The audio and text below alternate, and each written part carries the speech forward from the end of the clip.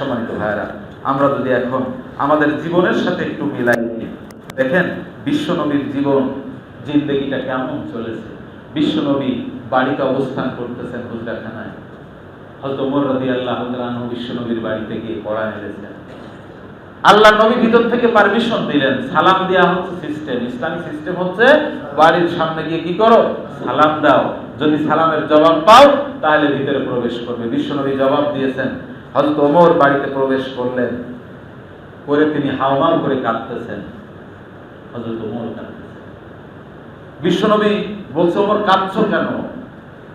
হযরত ওমর বলছেন, ইয়া রাসূলুল্লাহ, আপনি হচ্ছেন রহমতের নবী, দুজাহানের বাদশা আপনি, আর আপনার এই জীবন যেভাবে আপনি জীবন পরিচালনা করতেছেন, জীবন জিন্দেগির যে অবস্থা আপনার লাইফ স্টাইল দেখে আমি আশ্চর্য হচ্ছি।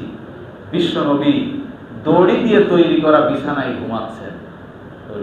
দড়ির দাগ পিঠে এরকম দাগ হয়ে গেছে। আমার প্রিয় ভাইরা, হযরত ওমর সেদিন বলেছিলেন, ইয়া রাসূলুল্লাহ, আপনি আমাকে একটু পারমিশন দেন, আমি একটা তোশক তৈরি করে নিয়ে এসে আপনাকে দিই। আপনি আমার তৈরি করে দেওয়া তোশকের পরে নরম বিছানায় ঘুমাবেন, আমি খুশি হব। আল্লাহ রাসূল সেদিন বলেছিলেন, ওমর, আমি তো আরাম করার জন্য দুনিয়াতে আসিনি, আমি এসেছি আল্লাহর দ্বীন বাস্তবায়ন করার জন্য। সুবহানাল্লাহ। আমি যদি আরাম করি তাহলে তো আমার দ্বীনের যে দায়িত্ব সেটা পালন হবে না। আমার প্রিয় ভাইরা, ওমর রাদিয়াল্লাহু তাআলা আনহু আবেদন করেও কিন্তু বিশ্বনবীর পারমিশন পাননি। তাদের লাইফ স্টাইলটা ছিল সাদাসিধে জীবন যাপন করা।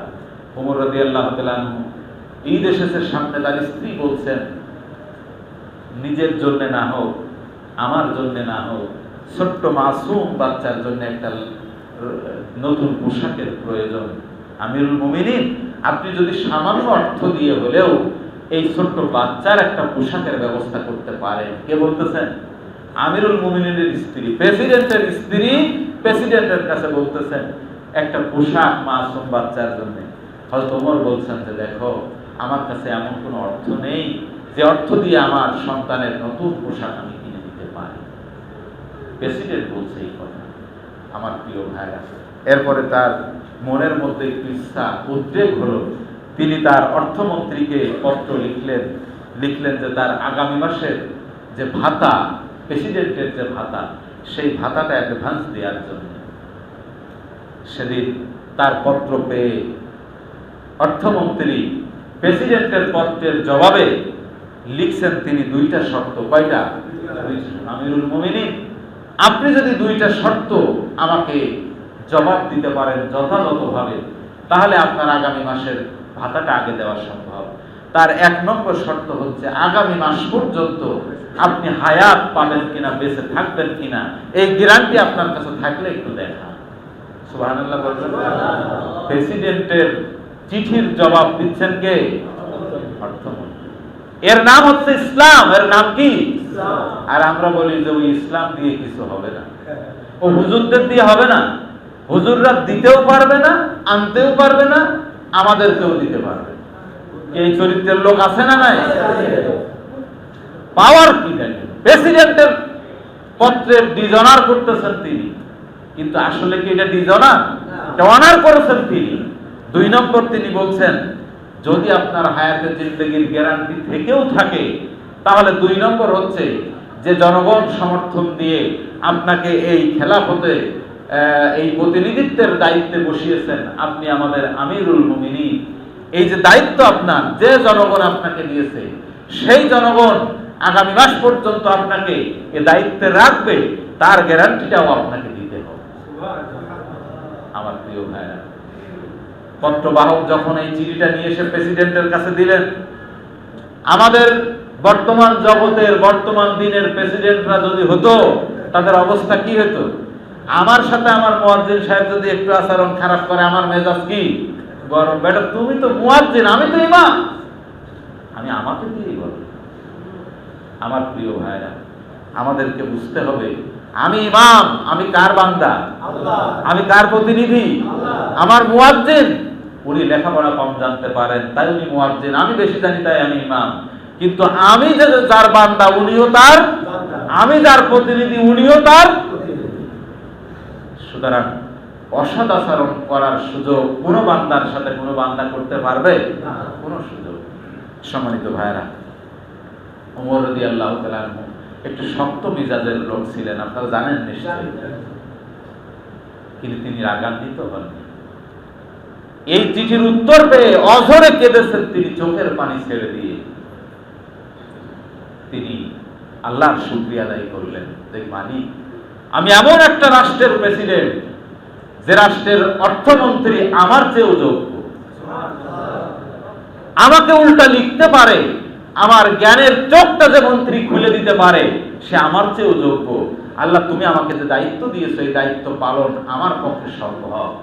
কারণ আমার লুকমা দেওয়ার লোক আছে। লুকমা বুঝেন তো? আমরা তো ইচ্ছা করলে একজন হাফেজের পিছনে খতম করতে পারি না?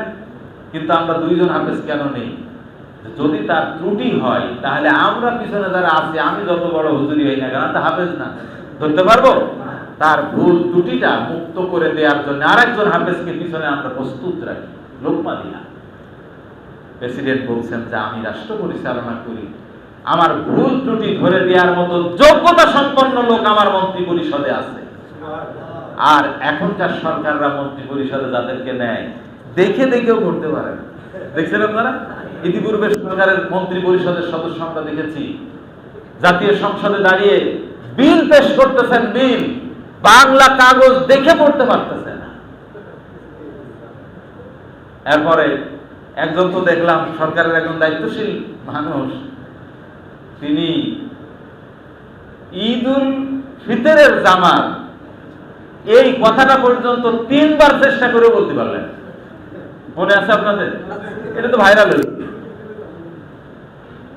আমাদের সরকারগুলো চেষ্টা করে এমন ব্যক্তিকে আমার অধীনস্থ করতে হবে যারা আমার কাজের ভুল ধরবে না, শুধু জি স্যার জি হুজুর, জি স্যার জি হুজুর করে। কিন্তু নিয়ম হচ্ছে কি যোগ্যতা সম্পন্ন লোক সেখানে নিয়োগ করে। এখন মূল ব্যক্তি যদি অযোগ্য হয় তার অধীনে কি যোগ্যতা সম্পন্ন লোক সে নেবে নাকি? বলে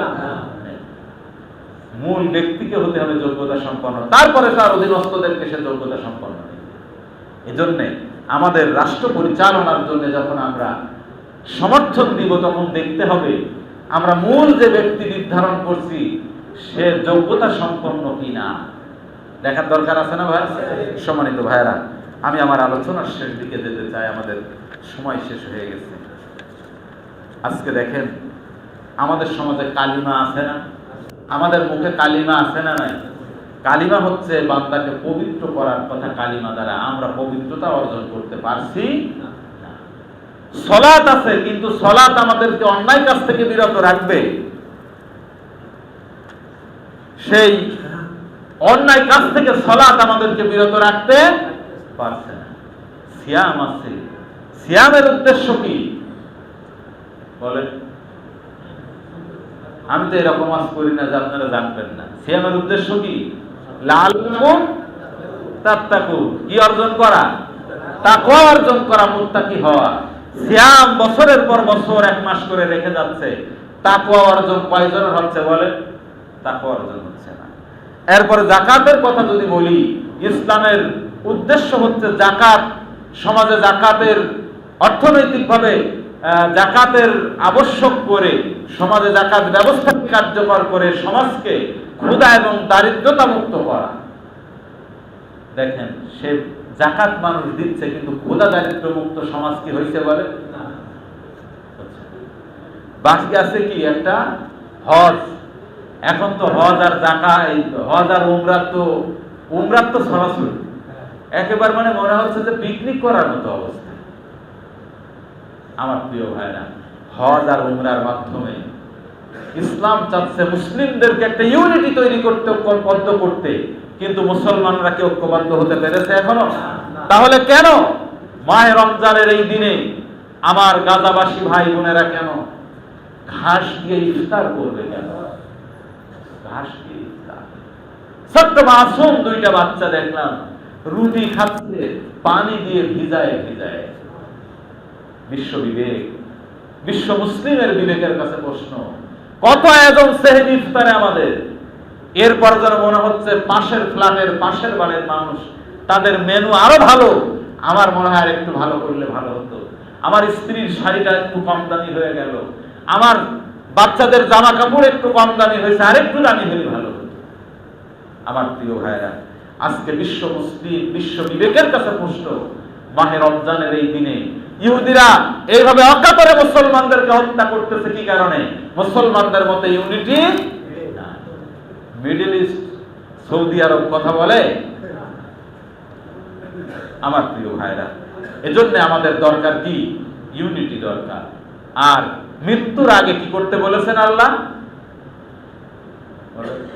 মৃত্যু আসার আগে, কারণ ডান হাতের কাজটা এখন করা লাগবে, এই জন্য বলতেছেন না আপনারা, পকেটে হাত দেওয়া লাগবে না। আমি গত জুমায় আপনাদের কাছে একটু অনুরোধ করেছিলাম আমার জন্য বোনাসের, নাকি জানি ইমাম আমার জন্য একটু বোনাস টোনাস দেবেন আপনারা, এটা বলছিলাম। কার জন্যে? আল্লাহর ঘরে। আপনি যাকে যে বোনাসই দেন না কেন, আপনার ওই বোনাস যত মর্যাদা সম্পন্ন হোক না কেন, আল্লাহর ঘরে যে বোনাসটা আপনি আমি দেব, এর মর্যাদা কম না বেশি? কারণ ঘরের মালিক কে? আল্লাহর ঘর, সেই ঘরে আমি বোনাস দিচ্ছি। তাহলে দুনিয়ায় ঈদের বোনাস যত জায়গায় আমি দিই না কেন, সবচেয়ে গুরুত্বপূর্ণ জায়গা কি? এই মসজিদের বোনাস। আমার প্রিয় ভাইরা, আমি বলেছিলাম আমার পিতামাতা যদি বেঁচে থাকতেন, তাদের পোশাক কিনে দেওয়ার জন্য, ঔষধ কিনে দেওয়ার জন্য, খাদ্য খাবার চাহিদা মতো দেওয়ার জন্য কি আমার বাজেটের প্রয়োজন ছিল নাকি ছিল না? আমাদের যাদের পিতামাতা ইন্তেকাল করেছেন, দাদা দাদি ইন্তেকাল করেছেন, তাদের জন্য কোনো বাজেট করা লাগছে না।